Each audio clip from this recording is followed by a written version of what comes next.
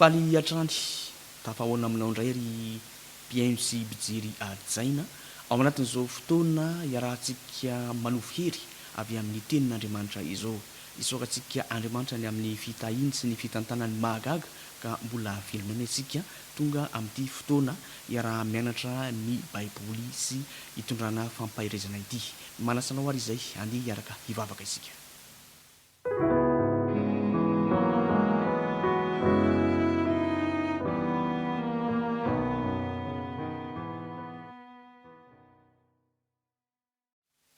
Andriamanitra ray be fitiavanao miantso anao zahay amin'izao fotoana ianarana ny teninao zao.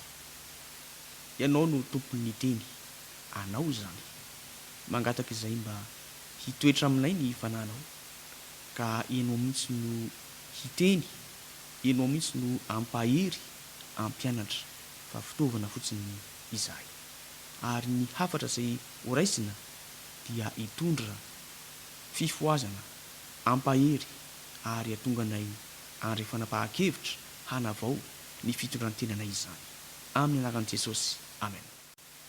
Anio ry havana dia mikasika ny hoe Andriamanitra miany zanany izay indray ny lohateny iarahantsika mandinika ao anatin'ny minitra vitsy.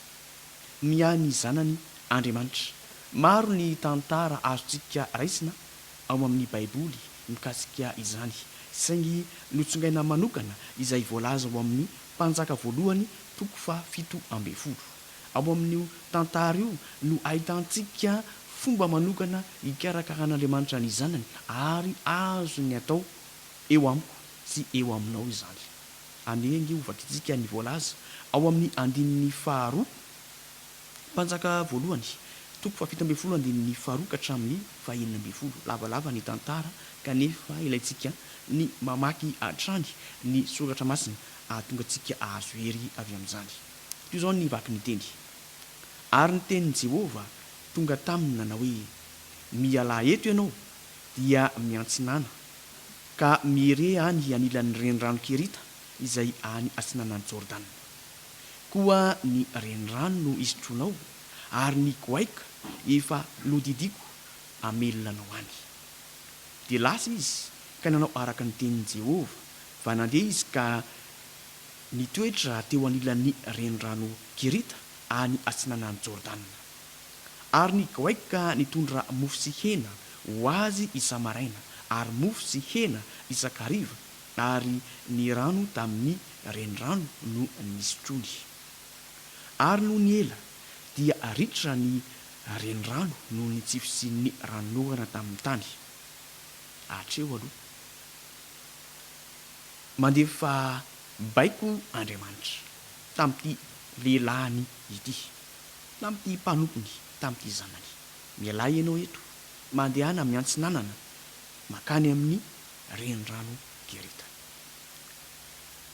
Io rano no isotronao, ny goaika no nodidiko amelinanao. Hafahafa ary tsy mahazatra indraindray ny hafatra, ny baiko, ny toromarika meny tompo. Kanefa na izay aza dia nandeha ty lehilahin'Andriamanitra ity mba halayvo sary an-tsaina hoe ianao olona manamaizy azy matanjaka fa ny goaika no amelinanao. Ry havana, afaka mampiasa ny zavaboary rehetra Andriamanitra ho fiahiny ianao. Teto amin'ity tantarany Eli mpaminany ity dia ny zavaboary nampiasain'Andriamanitra, ny rano ny sotroina, ny goaika nitondra sakafo ho azy. Tsy nandahy izany izy fa nandeha. Inona zao no fomba hiahin'Andriamanitra anao? Betsaka ny ataony. Ny anjarantsika dia ny manaraka ny toromarika ary milefitra eo amin'izay fitantanana ataon'Andriamanitra izay. Andeha toizantsika ny tantara. Ary ny tenin'i Jehovah tonga taminy ka nanao hoe miainga ka mankanesa ny Zarefata izay namany Sidona ary mitoerany fa indro misy vehivavy mpitondra tenany izay notendreko amelinanao. vao mainka hafahafa izany. Lehilahy anankiray matanja izay nisotrano tao amin'ny ranon'ny kerita, nahazo mofo sy hena isan'andro, dia asaina makany amin'ny vehivavy anankiray. Ary vehivavy io a sy hoe vehivavy manatokantrano mbola eo mivadiny fa mpitondran-tena, dia hoe notenyreko io vehivavy io hamelona anao. Hafahafa be izany. Ahoana zany hafatra izany? Ny tompo manome toromarika, miainga eto amin'ity toerana ity ianao, ho any amin'ny toerana anankiray, ary io toerana io dia any akaikin'ny Sidona, any Zarefata, any ivelan'ny tanàna Israely. Ary ilay tokantrano hidiganao dia vehivavy mpitondran-tena izay voatendry hamelona anao. Ato amin'ny baiboly dia tsy nisy filazana hoe niady-hevitra Elia na nyresaka hoe ahoana zany, hafahafa zany, tsy mazava. Za hoe dia ho any amina vehivavy anankiray izay notendrenao hamelona, fa nanaraka izy. Nandeha izy dia niaingy izy 15 ka nakany Zarefata. Ary nolomby teo ambavadin'ny tanàna izy, dia indro nisy vehivavy mpitondran-tena nanangona kitay hazo teo, ary niantso azy Elia ka nanao hoe masiny ianao, hitondray rano kely amin'ny fisotronao mba hosotroko. Ary no lasa raha vehivavy naka izany rano zany, dia niantso azy Elia ka nanao hoe masiny ianao, hitondray mofo kely koa eny an-tanànao aho. Dia ho raha vehivavy, raha velona koa Jehovah Andriamanitra ao, tsy manana mofo na diray akory azy ao, fa koba kely eran'ny tanan'ila ao amin'ny barika sy diloilo kely foana ao amin'ny tavoara, ary maka tapakazo roa azy ao ka hiditra anamboatra reo hoanina mianaka, dia ho faty zay. Mahonena ny toe-javatra, vokatry ny haitany sy ny orana. Izay ny zava-misy. Aka kitay, hitsipina kitay roa, dia hiditra ao an-trano. Ho atokony ilay koba eran'ny tanan'ila, koba eran'ny tanan'ila sisa tompoko no atao tranonay. Dia hoanina mianaka io, dia hiandry izay ny fotoana atapitra ny aina mianaka. Mahonena zany. Kanefa ilay baikony Jehovah dia manao hoe mandehana makany amin'izany tokantrano zany ianao izay tendreko hamelona anao. Tonga Elia, meo rano dia tondray mofo. Izay ny valiteny hoe tsy manana, eran'ny tanan'ila sisa tompoko, hoaninay ty ho faty zay. Fa hoy Elia taminy, aza matahotra fa andeha miditra, ka manaova arak'izay lazainao izany, nefa anaovy mofo kely ihany aho aloha ka ento ety amiko, ary rehefa zany dia vao manaova ho anao sy ny zanakao koa. Ahoana re zany? Efa mazava fa eran'ny tanan'ila no ao indray manokona ho anay mianaka, dia ho faty zay. Ny baiko omenao eto nefa ilay lehilahin'Andriamanitra dia miteny hoe ataovy zany, fa izaho aloha anaovana mialoha, izay vao manaova ho anareo mianaka. Ahoana ary zany? Inona ny lesona azoko raisina sy raisinao amin'izany? Ry havana, notohizan'ny Elia ilay fanazavana, fa izao no lazain'i Jehovah Andriamanitry ny Israely, tsy ho lany ny koba ao amin'ny barika, ary tsy ho ritra ny diloilo ao amin'ny tavoara, mandrapiavy ny andro atsahan'ny Jehovah raha nolorana amin'ny tany. Dia nandeha raha izay ilay izy. Elia dia nirahana hamonjy ity tokantrano ity, ary ity tokantrano ity dia namelona ny olona. Izany ny fiain'ny Jehovah io. Ao anatin'ny fotoana ny haitana, ao anatin'ny fotoana tsy fisiana, tsisy fanantenana intsony. Kanefa ny teny fikasana dia manao hoe tsy ho lany ny koba, tsy ho ritra ny diloilo. Izany ny fiain'ny Jehovah io. Azo ny atao aminao zany, azo ny tanterahana eo amin'ny fiainako izany, ka tsy ho lany ny koba, eo amin'ny fiainana.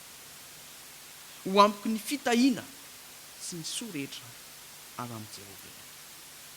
Fa inona ny fepetra? Ny finoana. Andiny telo amby folo. Fa hoy Elia taminy, aza matahotra, aza matahotra. Mila miantehitra amin'ilay tenin'Andriamanitra. Mila mahatoky ny teny fikasany manaraka ny toromarika. Hoy izy tamin'ny Elia, miainga mandehana makansana. Hoy Elia tamin'ilay vehivavy, aza matahotra. Na Elia, na ilay mpitondra tena dia samy nanana izany finoana izany. Ary dia tsy lany ny koba, tsy ritra ny diloilo, araka ny tenin'i Jehovah izay nampilazaina any Elia. Ry havana, indraindray toa tsy araka ny mahazatra ny toromarika, kanefa fantaro fa hitondra soa anao sy ny ankonanao ny fanarahana ny sitrapon'Andriamanitra, ny fanarahana ny tenin'Andriamanitra hitondra fitahiana, fanambinana ho azy ho anao izany. Io zao ny voalaza ao amin'ny Salamo 7:100. Salamo 7:100. Jehovah mankasitraka izay matahotra azy, dia izay manantena ny famindram-pony. Mankasitraka izay matahotra azy, dia ireo olona izay manantena ny famindram-pony. Andesika atahotra amin'ny Jehovah, anaja azy, ankatoa azy, anaraka ny sitrapony eo amin'ny fiainantsika. Ka ny toromarika omeny avy amin'ny alalan'ny Baiboly dia andeha arahantsika izany, dia andeha anantena ny famindram-pony. Ny famindram-pony Jehovah no tsy nahalany ritrana antsika. Ny famindram-pony Jehovah natoizao antsika. Ny famindram-pony Jehovah nahavelona ny sy nahavelona an'ity vehivavy sy ny zanany ity. Kanefa tsaroana fa mitaky faharitana izay fanantenana ny famindram-pony Jehovah izay. Mba azonao antsaina aloha, firy andro sa firy volana no niareta amin'ity tokantrano ity vehivavy mpitondra teny ity mandra-pahatonga ny Elia teo amin'ny fotoana farany, ary teo amin'ny fotoana mety indrindra nahatongavany Elia. Firy ny fotoana lany teo alohan'izay? Misy ny faharitana. Ao amin'ny Romanina 5:5. Romanina 5:5 dia zao ny voalaza. Fa raha isika manantena izay tsy mbola hitantsika dia miandry amin'ny faharetana. Miandry amin'ny faharetana, manantena ny famindram-pony Jehovah amin'ny faharetana isika. Ry havana, ao amin'ny Timoty 1:4-10 dia zao ny voalaza. Timoty 1:4-10. Fa izany no ikelezana aina sy ezahanay satria izay manantena n'Andriamanitra velona, izay mpamonjy ny olona rehetra, indrindra fa izay mino.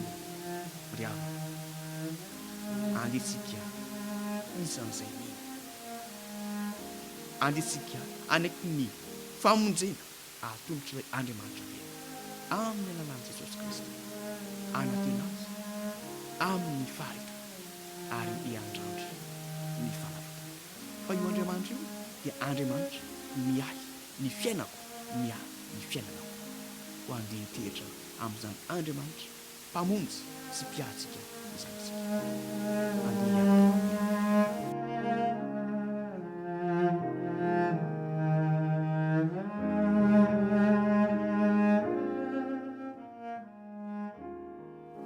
Andriamanitra ray be fitiavana, velom-pisaorana anao indray izahay ny amin'ny teninao. Ny teninao izay mamembelona anay fa afaka manantena na amin'ny vanim-potoana sarotra indrindra ny fiainana azo. Ka miafina aminay ny ho avy rehetra. Raha tsy mahita mazava mihitsy izahay ny amin'ny ho avy, kivy indraindray. Kanefa ianao kosa tena manana hevitra hiverana anay. Tsy loza izany fa fiadanana. Raha io tanterao eo amin'ny fiainanay, tanterao amin'ny fiainako, eo amin'ny fiainan'izao mpijery sy mpanaraka izao fandarana izao, izany teny fikasana izany. ka hitoetra eo amin'ny tokantranony ny fiadanana amin'ny anaran'i Jesosy. Amen.